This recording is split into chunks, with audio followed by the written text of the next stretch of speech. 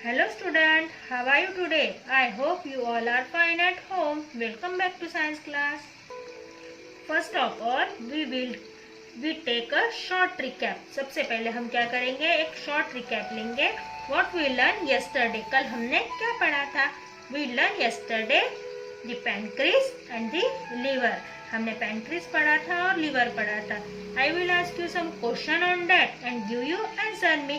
मैं उसके ऊपर आपको कुछ सवाल पूछती हूँ और आप मुझे उसका जवाब दीजिए. Okay, then shall we start. Then start. What is the name of first part of small intestine? I repeat the question. What is the name of first part of small intestine? I repeat again. What is the name of first part of small intestine? Small intestine का first part कौन सा होता है? Tell the answer, student. Yes, yes, yes. It is correct answer. It is duodenum. The first part of the small intestine called the duodenum.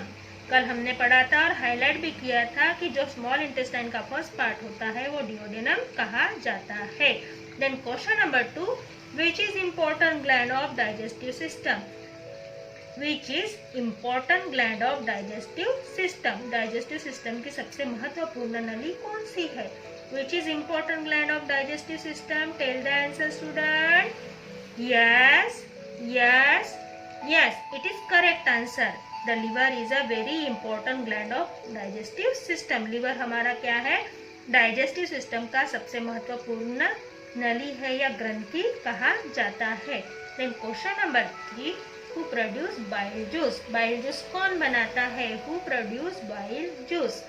Who produce bile juice? Tell the answer student. Yes, yes, yes. It is correct answer.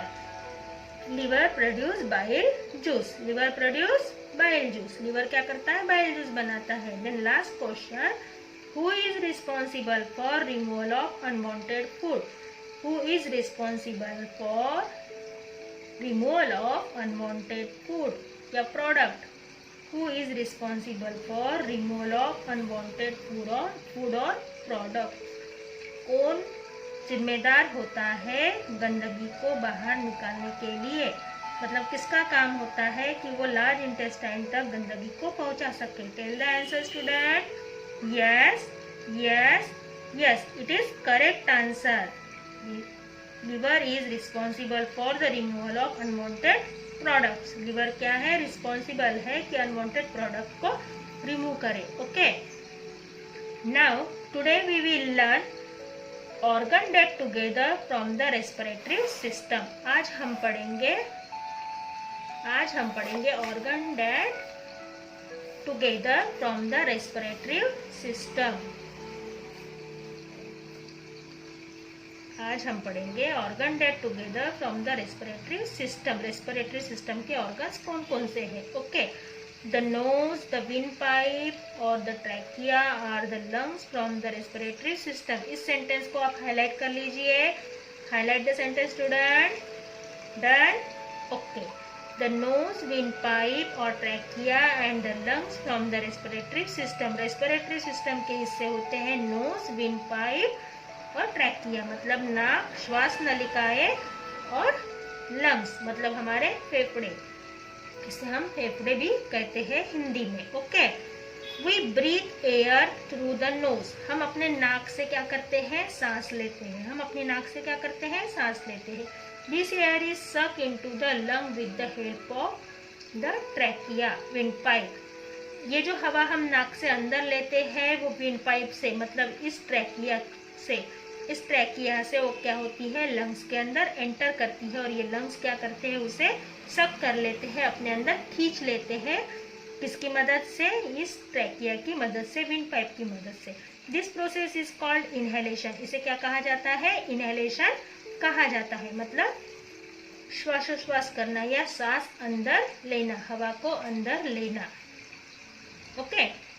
The lungs are two sac-like structure inside the chest. Chest के अंदर दो sac की तरह मतलब दो बोरियों की तरह लंग्स के हिस्से होते हैं. लंग्स के 2 सैक्स होते हैं. 2 बोरियों की तरह लंग्स के 2 हिस्से होते हैं, 2 थैलियों की तरह.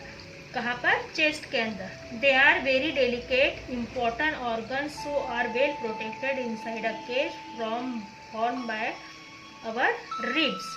Okay, they are very delicate, वो बहुत ही नाजुक होते हैं, बहुत ही नाजुक और बहुत ही महत्वपूर्ण अवयव होते हैं जो हमारे जो रिब केज है, हमारे जो हड्डियों का ढांचा है या जो हमारे जो हड्डियों का पिंजरा है उसके अंदर इसको सेफ रखा जाता है। The right lung is broader than the left lung. ये हमारे लंग्स है, जैसे कि ये राइट लंग्स है और ये लेफ्ट लंग्स है। ये दोनों लंग्स हमारे सैक की तरह होते हैं, मतलब बोरियों की तरह होते, थैली की तरह होते हैं और ये बहुत ही नाजुक होते हैं। और इसमें से ये जो राइट लंग्स है वो ब्रॉडर मतलब चौड़ा होता है। राइट लंग क्या होता है? थोड़ा सा चौड़ा होता है, लेफ्ट लंग की तुलना में राइट लंग थोड़ा सा चौड़ा होता है। इसे ट्रैकिया या विंड पाइप भी कहा जाता है। Okay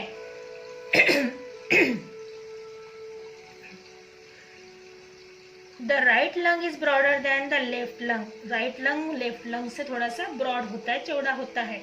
the lung are pink in colour and spongy to touch. Lung का कलर कौन सा होता है? पिंक होता है। इन लंग्स का कलर पिंक कलर का होता है और ये स्पंज की तरह, एक सॉफ्ट स्पंज की तरह होते हैं। सॉफ्ट स्पंज की तरह ये होते हैं। The lungs are pink in colour because of the presence of fine blood vessel. इसके अंदर जो खून की नलियां होती है उसकी वजह से इसका कलर कौन सा होता है? पिंक कलर होता है। तो आप दोनों सेंटेंस हाईलाइट कर लीजिए। The lungs are pink in colour and spongy to touch. Lungs pink colour के होते हैं और स्पंज की तरह होते हैं। The lungs are pink in colour because, क्योंकि उनके अंदर ब्लड वेसल्स होती है, इसलिए लंग्स कौन से कलर के होते हैं? पिंक कलर के होते हैं। Okay, the air containing oxygen enter the lungs by the process of inhalation. जब हवा अंदर आती है, जब ऑक्सीजन अंदर आती है उस समय इनहेलेशन की प्रोसेस होती है, मतलब श्वास लेने की प्रक्रिया होती है, श्वास अंदर लेने की प्रक्रिया होती है। The impurities from the blood are release in the form of a gas called carbon dioxide. और जो ब्लड के अंदर, जो खून के अंदर गंदगी होती है या जो खून जब हीट होता है, ब्लड जब गर्म होता है, उसके अंदर एक गैस तैयार होती है और उस गैस को रिलीज करना मतलब छोड़ना, उस गैस को छोड़ने के लिए मतलब उस गैस को बाहर छोड़ा जाता है और उस गैस को कार्बन डाइऑक्साइड कहा जाता है। मतलब अगर हम श्वास ले रहे हैं, सांस ले रहे हैं और वो राइट लंग्स में आ रहा है तो इसका मतलब है लेफ्ट लंग से कार्बन डाइऑक्साइड बाहर निकाला जाएगा। लेफ्ट लंग से कार्बन डाइऑक्साइड बाहर निकाला जाएगा। Okay, oxygen enter the blood and this purified blood is take to all part of the body. जब ऑक्सीजन ब्लड के अंदर एंटर करता है, मतलब सांस लेने के बाद ऑक्सीजन अंदर आता है और ब्लड के अंदर एंटर करता है, तो उसी समय में वो क्या होता है? ब्लड में मिलाया जाता है, ब्लड को प्यूरिफाई किया जाता है, ब्लड को साफ किया जाता है और वो ब्लड पूरे बॉडी में हर पार्ट के तरफ छोड़ दिया जाता है। और उसी समय में जो गंदा ब्लड होता है, मतलब जो खराब ब्लड होता है या जो ब्लड में ऑक्सीजन नहीं होता है, कार्बन डाइऑक्साइड होता है, वो दूसरे साइड के लंग्स में से कार्बन डाइऑक्साइड को बाहर पास कर दिया जाता है। उसे क्या कहा जाता है? Exhalation. The process of breathing out impure air is called exhalation. जिस हवा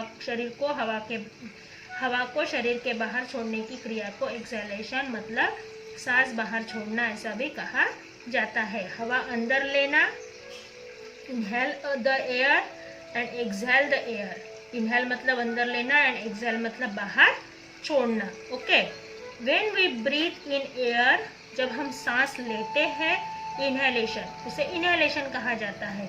अवर chest expand and when we breathe out air, out chest contract. जब हम सांस लेते हैं तो उस समय हमारा चेस्ट का जो हिस्सा है एक्सपांड होता है, मतलब फैलता है, फूलता है, आगे की तरफ ढकेला जाता है। ठीक है, और जब हम ब्रीथ आउट करते हैं मतलब सांस बाहर छोड़ते हैं तो चेस्ट कॉन्ट्रैक्ट होता है, मतलब चेस्ट का हिस्सा पिछले हिस्से की तरफ चला जाता है, पीछे जाता है।